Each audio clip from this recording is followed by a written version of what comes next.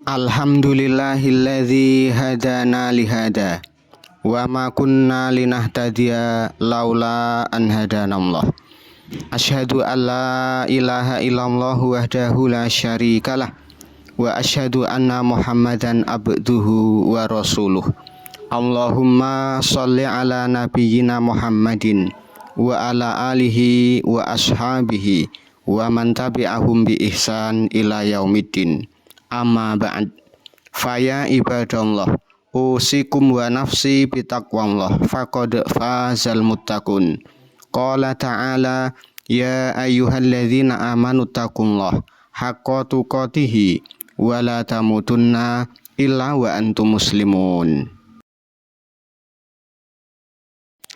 Jamaah Jum'ah rahimakumullah. Puji syukur mugi tansah kunjuk dumateng Allah Subhanahu wa taala ingkang tansah paring rahmat ugi taufik dumateng kula lan panjenengan.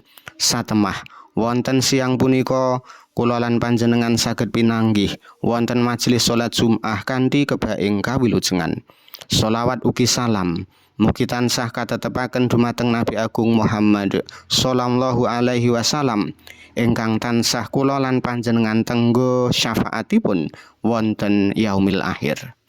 Wonten kesempatan khutbah siang punika khotib wasiat sumangga tansah ningkataken takwa kanthi nindakaken dawuhipun lan bihi awisanipun. Mugi kanthi takwa Allah tansah paring kamulyan panggesangan fid dunya wal akhirah.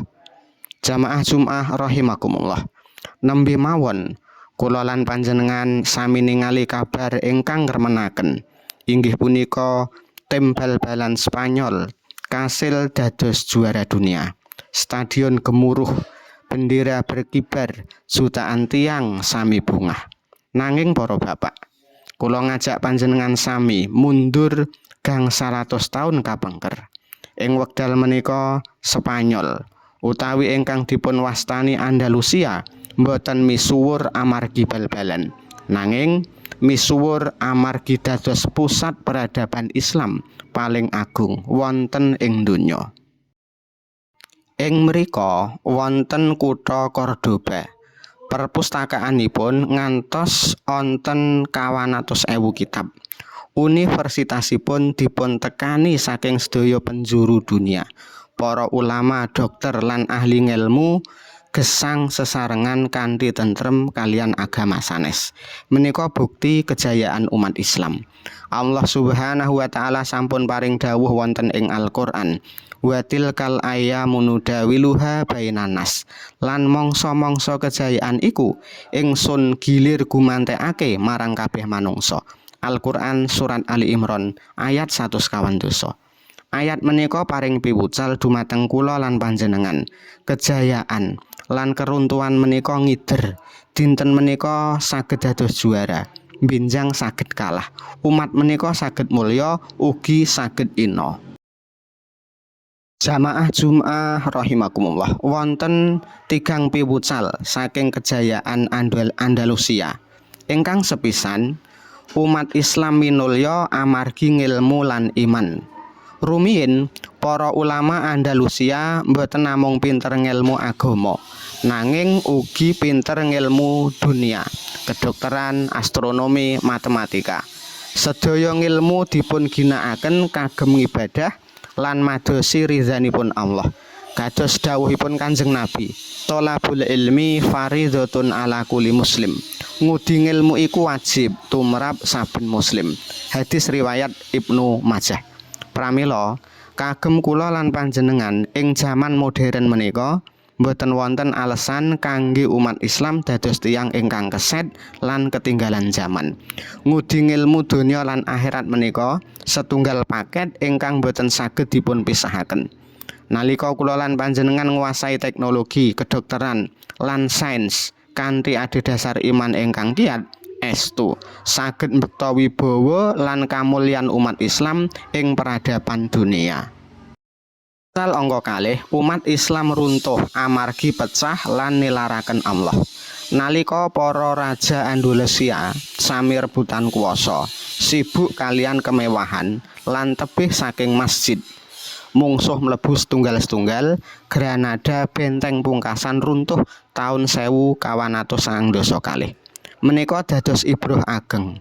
Perpecahan menika awal saking keruntuhan. Ibrah menika kedah dados wepenget saged sanget ingkang ageng sanget tumrap kula lan panjenengan sedaya.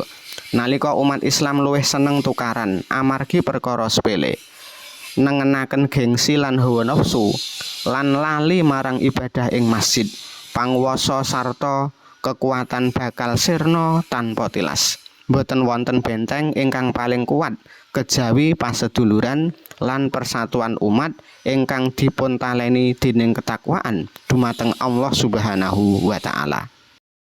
Iwucal angka 3, kemenangan sejati mboten wonten ing stadion kemawon.